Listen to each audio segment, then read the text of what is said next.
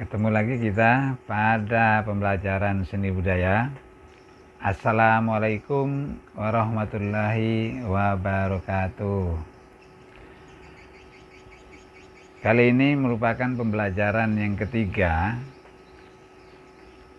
KD pengetahuan tentang seni lukis. Nah, kali ini kita akan membahas prinsip dalam seni lukis. Kompetensi dasarnya adalah memahami unsur, prinsip, teknik, prosedur berkarya seni lukis dengan berbagai bahan. Kemudian tujuan pembelajarannya, setelah selesai pembelajaran kita ini nanti diharapkan kalian seluruh peserta didik itu mampu menerapkan prinsip-prinsip dalam berkarya seni lukis secara benar. Nah, prinsip-prinsip dalam seni lukis ini apa saja? Nah, ini semuanya nanti akan kita bahas, kita pelajari sehingga kalian di dalam membuat sebuah karya ini sudah memperhatikan prinsip-prinsip. Nah, prinsip ini ternyata keindahan pada karya seni rupa terutama dikarenakan oleh prinsip-prinsip seni rupanya atau prinsip-prinsip seni lukis ini. Nah, prinsip ini yang mendukung segala bentuk karya yang diciptakan oleh seseorang. Sehingga prinsip tidak dapat diabaikan dalam setiap kita membuat karya seni rupa. Nah, terutama khususnya yang kita pelajari sekarang ini, yaitu berkarya seni lukis. Meskipun sebenarnya setiap kita membuat lukisan, disadari atau tidak disadari, prinsip ini pasti sudah terlihat, sudah ada. Hanya kita biasanya belum begitu memahami seluruh prinsip-prinsip di dalam seni rupa, terutama prinsip dalam seni lukis ini. Sebab tanpa memperhitungkan prinsip, pasti karya yang kita buat itu kurang memiliki nilai estetis. Nah, untuk itu harus kita kuasai prinsipnya ini apa saja. Sehingga ketika kita membuat karya, kita sudah memperhitungkan prinsip-prinsip dalam membuat karya seni lukis ini. Nah, selanjutnya akan kita pelajari bahwa prinsip-prinsip di dalam seni lukis itu nanti akan kita bahas dengan pengertiannya. Nah, yang terdiri dari kesatuan, keseimbangan, keselarasan, irama, komposisi, kesebandingan, pusat perhatian, penekanan, dan gradasi. Ada berapa semuanya? Ada 9. Jadi ada 9 prinsip di dalam membuat karya, baik itu seni rupa yang lain ataupun khususnya seni lukis yang akan kita pelajari. Kita mulai saja dari prinsip yang pertama, kesatuan. Prinsip seni rupa yang pertama adalah kesatuan. Prinsip kesatuan adalah wadah penyatuan unsur-unsur pada karya seni lukis. Unsur-unsur karya seni lukis itu apa saja? Nah, ini pelajaran yang sudah disampaikan yang kalian pelajari ketika di kelas sebelumnya, yaitu di kelas 7 dan di kelas 8. Nah, unsur-unsurnya itu apa saja? Ada garis, ya kan? Kemudian ada bidang, ada bentuk, ada warna, ada tekstur, dan ruang. Ya, itu adalah unsur-unsur di dalam seni rupa. Itu juga terdapat pada karya seni lukis. Berarti unsur-unsur seni lukis juga sama, yaitu garis, bidang, bentuk, warna, tekstur, dan ruang. Nah, sehingga unsur-unsur seni rupa yang ada itu menjadi saling berhubungan satu sama lainnya dan tidak berdiri sendiri. sehingga dia punya kesatuan. Kesatuan merupakan penyusunan dari elemen-elemen serupa sehingga tiap-tiap bagian yang tersusun tidak terlepas dengan bagian lainnya. Di samping itu juga untuk memperoleh kesatuan bentuk dan keharmonisan di antara semua elemen-elemen yang terdapat pada karya seni lukis. Nah, prinsip kesatuan ini merupakan modal awal yang memerlukan dukungan dari berbagai prinsip-prinsip lain yang menyertainya nanti, supaya bisa menciptakan karya seni dengan nilai estetika yang baik. Nah, prinsip-prinsip apa saja yang akan mendukung prinsip kesatuan ini? Nah, kita lanjut.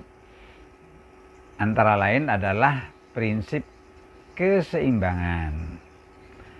Keseimbangan bukan berarti masalah berat, tetapi berhubungan dengan rasa, ya, dengan rasa setelah kita melihat atau mengapresiasi suatu karya. Atau bisa juga dikatakan kesan yang kelihatan dari karya. Nah, prinsip ini memiliki kesan yang tercipta dari tata letak atau susunan unsur-unsur seni rupa atau seni lukis tadi dengan adanya kesejajaran, kestabilan, dan ketenangan, sehingga akan muncul sebuah daya tarik bagi para penikmat seni yang mengapresiasi karya yang dilihat. Nah, dalam keseimbangan ini itu ada 4 macam, ada 4 jenis. Antara lain ada keseimbangan simetris. Keseimbangan simetris itu artinya keseimbangan antara bagian yang satu dengan bagian yang lain, dia memiliki kesamaan unsur, baik itu bentuk, ukuran, ataupun warnanya. Jadi sama antara, anggaplah kanan dan kiri. Nah, ini namanya simetris. Tentunya kalau kita menciptakan sebuah karya dengan keseimbangan yang simetris ini, nanti bisa kalian rasakan kelihatannya kurang kurang menarik. Sebagai contoh ya, misalnya kalian membuat gambar pemandangan, ada gunung, kemudian di sebelah ada pohon, sebelah sini ada pohon lagi, tapi sama. Nah, tentunya kurang menarik. Akan lebih menarik jika sebelah sini pohon, untuk mengimbangi pohon ini kita buatkan objek yang lain, misalnya mungkin bangunan di sebelah sini. Nah, sehingga dia bentuknya beda, ya, ukurannya beda, tapi dia memiliki keseimbangan. Nah, ini yang keseimbangan kedua itu, yaitu keseimbangan asimetris. Keseimbangan simetris itu walaupun bentuk, ukurannya, warnanya berbeda dari bagian yang satu dengan bagian lain, tapi dia memiliki keseimbangan secara keseluruhan. Nah, di dalam membuat karya seni lukis ini harus diperhatikan. Kita hindari yang sifatnya simetris, tetapi kita ciptakan yang bentuknya asimetris keseimbangannya. Walaupun keseimbangan simetris itu di dalam kehidupan nyata itu juga sering kita manfaatkan. Misalnya ketika kita menyusun foto di dinding, ya, di dinding diberi foto atau hiasan, pasti orang akan menyusunnya kebanyakan simetris. Antara kanan dengan kiri ada keseimbangan, baik bentuk ataupun dari ukurannya. Nah, ini namanya simetris, ya. Walaupun bisa disusun dalam bentuk yang lain, tapi ini umum. Atau mungkin kegiatan-kegiatan lain, contohnya kalian kalau pakai kaos kaki pasti simetris. Kan tidak ada yang pasang kaos kaki yang satu dipasang pendek, yang satu dipasang tinggi, atau tangan panjang seperti ini, yang satu dibuat panjang, yang satu pendek. Nggak simetris, nggak baik kelihatannya. Atau yang wanita kalau bersolek, yang satu ini dibuat lurus, yang satu dibuat sini melengkung. Nah, itu asimetris tapi nggak wajar. Ya, tentunya akan lebih baik kalau simetris yang demikian ini. Tapi karya seni lukis agak berbeda. Kita harus menciptakan keseimbangan itu yang asimetris. Nah, selain yang dua keseimbangan tadi, masih ada keseimbangan yang lain, yaitu keseimbangan yang sentral atau memusat, terpusat. Ya, jadi pandangan orang itu akan terfokus ke satu bagian, bisa bagian tengah misalnya. Nah, ini namanya keseimbangan yang terpusat. Objeknya itu diarahkan ke bagian tengah. Nah, keseimbangan yang lain itu keseimbangan yang diagonal. Di dalam membuat susunan objek karya itu dibuat seolah-olah membentuk garis miring. Nah, itu namanya keseimbangan diagonal. Lanjutannya adalah keselarasan. Prinsip yang lain itu keselarasan. Maksud dari keselarasan adalah hubungan kedekatan unsur-unsur yang berbeda, baik itu unsur rupa, unsur bentuk, unsur warna, tujuannya untuk menciptakan sebuah keselarasan dalam karya seni. Nah, setiap kita membuat karya lukis, yang jelas objeknya pasti berbeda-beda, baik bentuknya, ukurannya, warnanya. Nah, ini tapi diciptakan, ya, diciptakan keselarasannya. Nah, jadi keselarasan itu muncul dengan adanya kesesuaian, kesamaan, dan ketidakbertentangan satu dengan lainnya. Kita lanjut. Lanjutannya irama. Irama itu bukan hanya ada pada musik, dalam karya seni rupa juga terdapat irama. Nah, yang dimaksud dengan irama dalam seni rupa itu berarti pengulangan bentuk atau unsur-unsur seni rupa secara teratur dan terus-menerus sehingga dia memiliki kesan bergerak. Ya, ada kesan gerak. Susunan atau perulangan dari unsur-unsur rupa dapat berupa variasi warna. Warna itu dibuat tingkatannya seperti contoh, ya. Warna itu dibuat karena ada yang terang, ada yang gelap, seolah-olah bentuknya seperti ada tangga bertingkat, ya. Ada yang tinggi, ada yang agak rendah, ada yang lebih rendah, kemudian meninggi lagi, lebih tinggi lagi. Ini pergerakan ini namanya warna, pergerakan irama, ya. Bisa dari perbedaan garis. Garisnya ada yang dibuat panjang, ada yang dibuat pendek, ada yang dibuat tinggi, ada yang dibuat rendah, atau variasi macam-macam bentuk. Nah, contoh yang lain itu pada lukisan. Ada pohon. Pohon ada yang dibuat lebih tinggi, ada yang lebih pendek, ada yang lebih pendek, makin jauh, makin pendek. Ini pengaruh perspektif sebetulnya. Ya, tapi di dalam menciptakan karya seni demikian ini, karena ada yang tinggi kemudian memendek, itu juga sudah irama. Nah, contoh yang lain mungkin dalam karya lukisan ini ada daun. Nah, daun itu bergelombang, dibuat bergelombang, tidak rata semua tapi dibuat bergelombang. Itu juga bagian dari irama namanya, dan banyak lagi contoh yang lain. Kita lanjut ke komposisi. Prinsip ini artinya penyusunan atau pengorganisasian unsur-unsur seni rupa. Komposisi merupakan suatu cara dalam mengatur dan pengorganisasian elemen-elemen menjadi sebuah susunan yang estetis, teratur, dan serasi. Nah, kalau dilihat pada keseluruhan objek karya, komposisi dalam seni rupa menjadi penting karena penyusunan unsur-unsur seni rupa dengan terciptanya susunan yang teratur, serasi, sehingga sebuah karya terlihat lebih menarik dan menyenangkan. Nah, misalnya kita lihat contoh, ada lukisan kuda, Ya, ada lukisan kuda.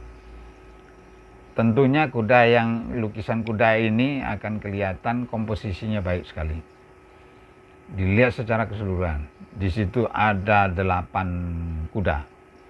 Seandainya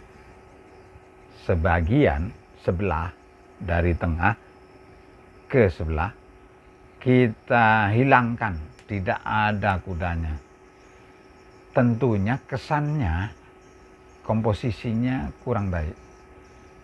Artinya dia kelihatan berat sebelah, karena di sini kudanya ada 4, di sini sementara tidak ada. Nah, untuk mengimbanginya bisa saja objek lain, misalnya dibuatkan bangunan atau dibuatkan objek-objek yang lain untuk mendukung antara bagian yang satu dengan lainnya, komposisinya baik.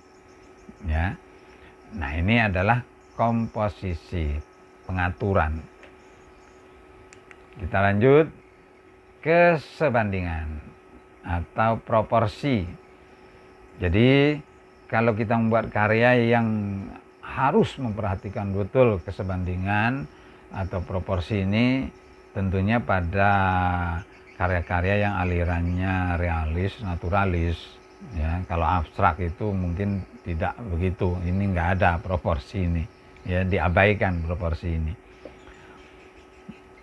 Kesebandingan ini merupakan perbandingan bagian satu dengan bagian lainnya pada objek lukisan sehingga terlihat selaras dan kelihatan wajar serta enak dipandang. Nah, ini proporsi namanya. Atau perbandingan antara objek yang satu dengan objek lainnya. Contoh pada lukisan ya. Nah, itu lukisan burung. Lukisan burung itu proporsinya benar. Lihat tiap-tiap burungnya, tiap objeknya. Antara kepala, badan dengan kakinya itu proporsinya sebanding dengan kenyataannya, dengan sebenarnya. Dia akan salah, burung yang demikian ini dibuat dengan kepalanya terlalu besar, badannya kekecilan, kakinya seperti lidi kecil. Nah, itu proporsinya pasti salah. Itu yang namanya kesebandingan, proporsi di satu objek. Nah, bagaimana dengan objek lain? Nah, kita membuat burungnya sudah benar, sudah baik proporsinya. Tapi dia hinggap di dahan yang nggak sebanding. Burungnya besar, dahannya kecil seperti lidi. Ya kan, seolah-olah ini patah kalau dihinggapi oleh burung. Nah, itu juga namanya kesebandingan, proporsi. Nah, yang jelas lagi kalau kita lihat itu gambar lukisan dengan objek manusia. Itu kesibukan pasar. Ya. Secara keseluruhan apa yang sudah dijelaskan tadi itu kelihatan di situ. Nah, yang termasuk proporsi itu antara lain kalau gambar manusia, kita lihat itu perbandingan antara kepala dengan badannya dan panjang tangannya sesuai dengan yang sebenarnya, dengan proporsi manusia yang sebenarnya.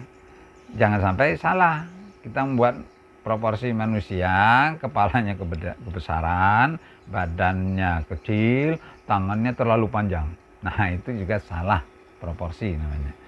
Begitu juga antara manusia yang satu dengan lainnya atau manusia yang satu dengan benda-benda lainnya. Kesebandingan namanya. Ya, proporsi. Jangan sampai kalian suruh gambar kegiatan persiapan untuk berangkat sekolah. Kalian seolah-olah akan naik mobil angkot. Mobil angkotnya kecil, orangnya gede. Nah, kesebandingannya nggak ada. Ya, kesebandingannya nggak ada. Seolah-olah orang ini kalau masuk mobil itu nggak muat. Nah, itu namanya kesebandingan, proporsi. Jadi harus ada kesebandingan objek yang satu dengan lainnya. Nah, contoh yang paling mudah kalau kalian menggambar wajah manusia.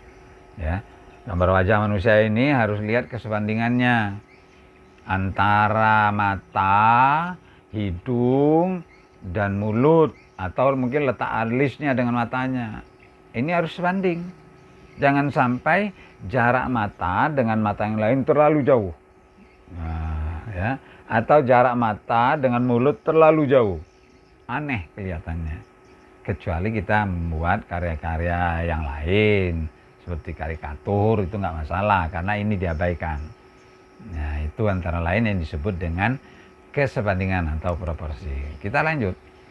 Sekarang pusat perhatian. Prinsip ini dikenal juga sebagai prinsip dominasi. Nah, ini pusat perhatian itu disebut juga dominasi. Penerapannya yaitu dengan menonjolkan salah satu objek yang menjadi inti pada karya. Itu kalau dibandingkan dengan objek-objek yang lain. Sehingga lebih terlihat ketika kita mengapresiasi karya seni. Jadi yang demikian ini disebut objek utama. Objek utama itu harus lebih menonjol dari objek-objek yang lain yang dijadikan sebagai objek pendukung. Jadi kalau kita membuat karya, ada objek utamanya, ada objek pendukung.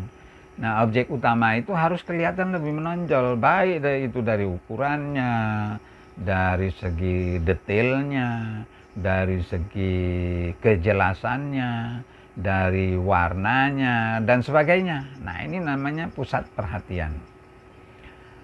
Ini bisa dilakukan dengan cara mengatur posisi, nah, ya kan, warna, ukuran, dan unsur lain.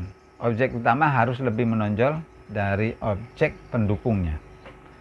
Nah, seperti yang dijelaskan tadi, baik dari ukurannya, kejelasannya, ataupun warnanya. Ini contoh. Itu ada lukisan telur. Nah, telurnya tentunya dia ukurannya lebih ukurannya lebih besar, gambarnya lebih jelas, sementara yang lain hanya sebagai pendukung. Nah, itu namanya pusat perhatian, ya, sebagai pusat perhatian, atau bisa juga dikatakan itu adalah objek utamanya.